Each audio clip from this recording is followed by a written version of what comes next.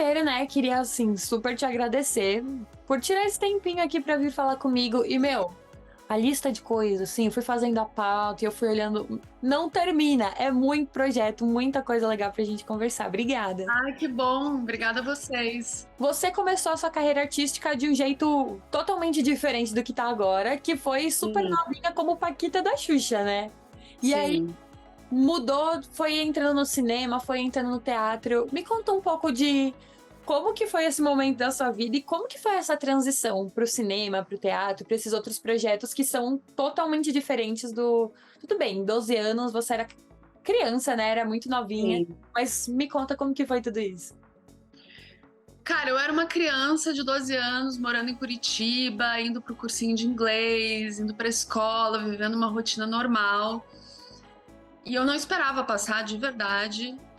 E passei no concurso. Um mês depois eu tava morando no Rio, minha mãe foi comigo. Minha mãe sempre muito parceira, sempre comigo em todas as maluquices que eu faço. É.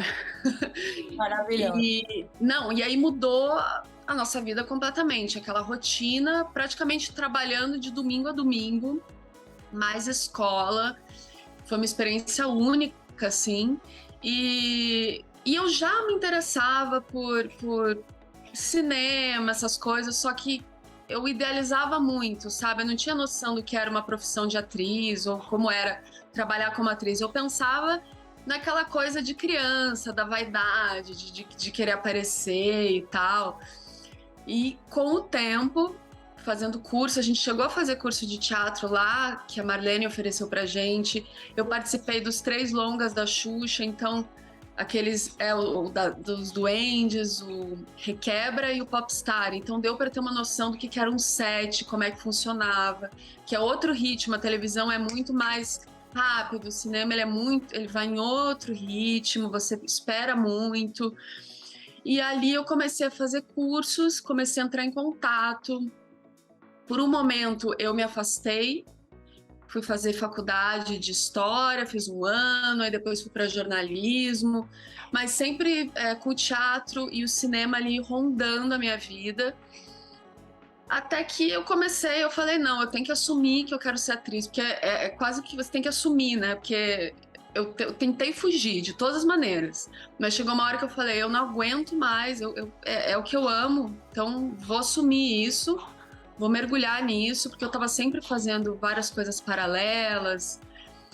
E aí aconteceu, as coisas foram acontecendo assim, com muito esforço, né? Veio o teatro na minha vida, que foi uma coisa, uma surpresa. O que me atraiu para ser atriz foi o cinema, só que o teatro acontece na vida de todo ator, tem que existir o teatro na vida de todo ator. E ele entrou na minha vida através do teatro amador, aí eu fui me apaixonando, eu vi que aquele era um lugar de muita coragem, muita força, muito aprendizado e que me fazia crescer em todos os sentidos. Eu tô olhando meu cachorrinho aqui, tá? Sobe, meu amor. Que bom. Ei, vem aqui, vem participar da entrevista, vem. Oh, meu Esse aqui eu esqueci. Deus. Depois eu te mostro aqui, que agora ele foi pra lá. É um lugar de crescimento em todos os sentidos, pessoalmente também, e te torna mais preparada para fazer qualquer coisa. Então eu fui me apaixonando pelo teatro ao mesmo tempo. Não sei se eu expliquei direito, mas o Não, que eu eu acho quero que dizer foi foram, ótimo. assim, foram muitas coisas aconteceram no caminho. Eu passei por várias áreas até eu realmente assumir que era que eu queria e investir nisso.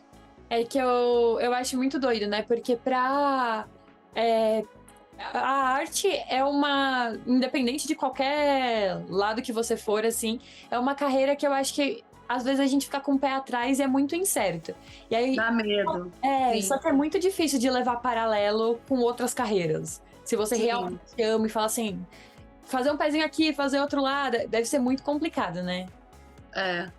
Infelizmente, no Brasil, por não valorizar muito a carreira do ator, eu e muitos colegas, muitas vezes temos que fazer coisas paralelas, né? A gente, não sei se infelizmente também às vezes é bom você diversificar e fazer outras coisas, né? Mas o Verdade. que a gente queria mesmo é viver da nossa arte. Mas como não é uma profissão muito valorizada, são poucas as pessoas que conseguem, que eu conheço e falam, não, sou ator, eu vivo do teatro, eu vivo da TV, do cinema.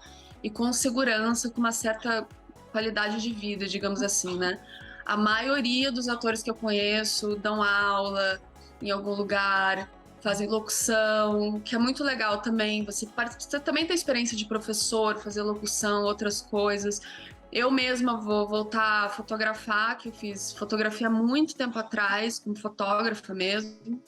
E quero fotografar meus colegas, quero também investir nisso, que pode até ser legal para mim como atriz, assim, eu desenvolver esse trabalho nessa visão da fotógrafa e tal, pode me desenvolver como atriz também, mas vem mais de uma necessidade de por eu por ser difícil você só ser ator no Brasil, só, né? Já é muita coisa, mas é difícil se manter financeiramente, infelizmente, é uma realidade. E você comentou um pouco sobre o teatro, que foi uma surpresa, assim, para você. Sim. E uma coisa que eu queria muito conversar com você era sobre a peça O Que o Meu Corpo Nu Te Conta. Que, assim, fez muito sucesso aqui, lotou em São Paulo, né? E eu acho que, pelo que eu vi, assim, foi um momento muito importante para você na sua vida pessoal também. Foi. Aí eu queria que você me contasse um pouco sobre isso. Cara, essa peça, juro, eu me emociono quando eu falo dela, que ela foi Eu não tenho palavras para explicar o que esse projeto significou para mim, assim. Foi um projeto que começou na pandemia, a gente começou, o grupo em si, a gente começou num curso com o Marcelo Varza, que é nosso diretor, para explorar a autoficção, as nossas histórias, né? Tudo por Zoom, a gente estava com distanciamento, a gente fez espetáculos por Zoom também. E começou a surgir uma ideia do Marcelo de trazer alguns desses depoimentos junto com a nudez e com o contato, porque passando a fase da vacina, as coisas estavam abrindo, então a gente sentia muita necessidade do contato. Então essa peça ela tem um contato com o público muito forte. Eu não sei se você sabe como é, mas eu vou te explicar para as pessoas que não sabem. É um tabuleiro dividido em 12 quadrados de 2. Cada ator ocupa um quadrado e cada ator tem a sua plateia ali, o seu público. Se você ficar ali na quina, você tem 8 pessoas. Se você tá no meinho, você tem 4. Então a gente faz simultaneamente os nossos solos. Além disso, tem toda uma brincadeira, tem todo um jogo, né? Não é só a gente fazendo nossos solos. Mas a gente faz simultaneamente só para aquele público que tá lá assistindo a gente. Então, a princípio, eu fiquei com o pé atrás por causa da nudez, porque eu fiquei pensando, como mulher, qual é a função dessa nudez no teatro, sabe? Será que tem essa... Eu fico muito pensando na questão da objetificação, mas eu assisti, eles fizeram uma primeira experiência, eu assisti, eu vi que não tinha nada a ver com isso, eu achei o projeto incrível e entrei. Depois o meu medo foi olho no olho do público. Você apresenta olhando para o público. Isso, assim, foi o que mais me deu medo na estreia, e todo dia é o que mais me dá frio na barriga, porque você pode estar contando e o público está lá com você, se emocionando. Uhum. Você pode estar contando e a pessoa está assim, olhando para o lado, ou tá com cara de tédio. Aí você vai pensando, meu Deus, o que eu... Ou a pessoa que está no seu público começa a olhar para a pessoa do lado ali. Então é um desafio gigante que no teatro convencional a gente não olha muito o público, porque tem toda a luz e você não vê muito o público. Nesse teatro é só você contando para o público e dividindo a sua história, então é uma troca muito intensa. Além disso, uma das histórias foi muito importante para mim, que a gente fala muito sobre questões assim universais, do tipo racismo, gordofobia, homofobia. A gente fala muito sobre coisas boas também, sobre coisas boas do nosso corpo, do prazer. Mas a gente cita muito a experiência de cada um. E o diretor queria trazer uma representatividade, queria trazer uma história de uma mulher que se descobria homossexual. E ele queria dar para mim essa história. Ele falou, eu vou escrever, porque eu entrei depois, né? Ele falou, eu vou escrever para você. Eu falei, não, peraí que eu escrevo, que eu tenho a minha história. Uhum. Só que, para mim, era uma história que eu não tinha mais contato com ela. Era uma história do passado, que eu não me identificava mais como homossexual, então... Mas eu falei, deixa eu contar a minha história. E eu entrei em contato com isso. entrei em contato com essa história da minha adolescência. Caramba. E no palco, dos 14 anos ali, que foi quando eu me descobri como homossexual. Depois, eu não sei se por que questão eu me fechei para aquilo, provavelmente levado a bullying e traumas, enfim. E também por ser por estar num lugar que esperavam certas coisas de mim, né? Pela imagem. É verdade. Pela personagem que eu fazia. E entrando em contato com essa história, eu contava muito essa história como se não fosse minha. Aí o diretor falava, Stephanie, tá sem conflito. Falava... E aí quando eu finalmente assumi que a história era minha, eu tive um momento assim, falei, cara, é a minha história, sou eu. E foi quando eu realmente me assumi bissexual, pela primeira vez, assim, que eu me assumi pros meus pais, que eu tive minha primeira namorada, e foi muito emocionante para mim. Então essa peça, ela foi um presente para mim de tantas maneiras.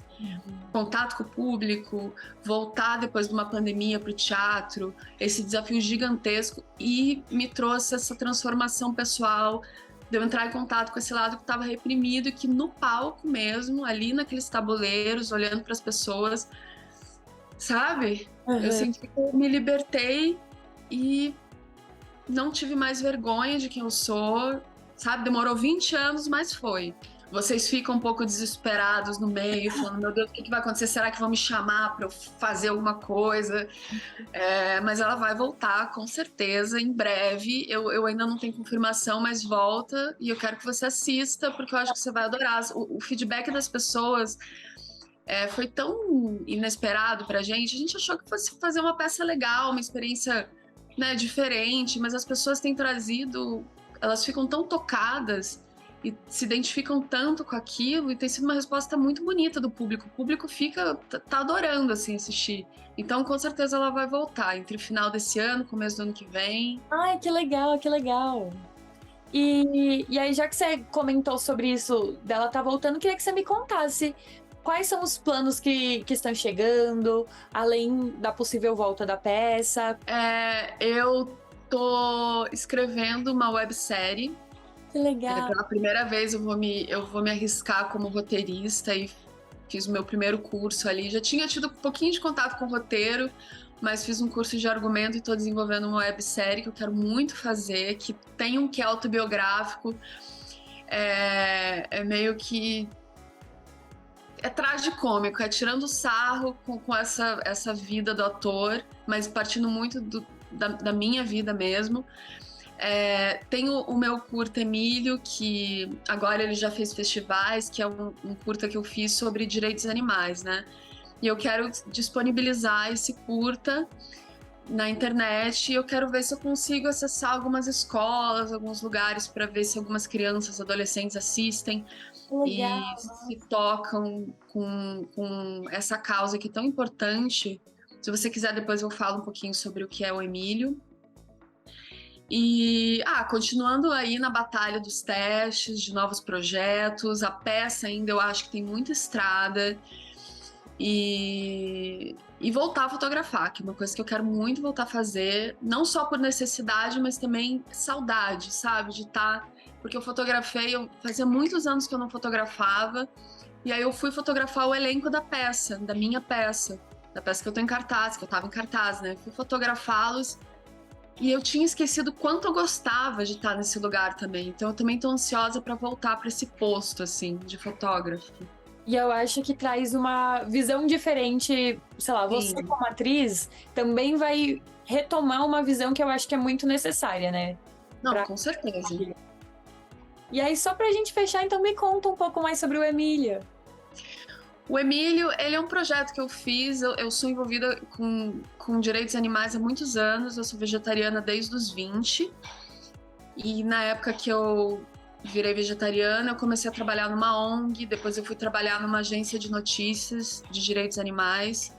Me tornei vegana, fiz um blog e um canal no YouTube chamado Amiga do Esquisito, em homenagem ao meu esquisito. Deixa eu mostrar ele pra você, que o esquisito é o nome do...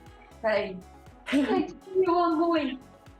Maria, mamãe, que saco, tô dormindo. vendo aqui, ai, tem que aparecer, é sempre assim, sabe? Deus, que lindo!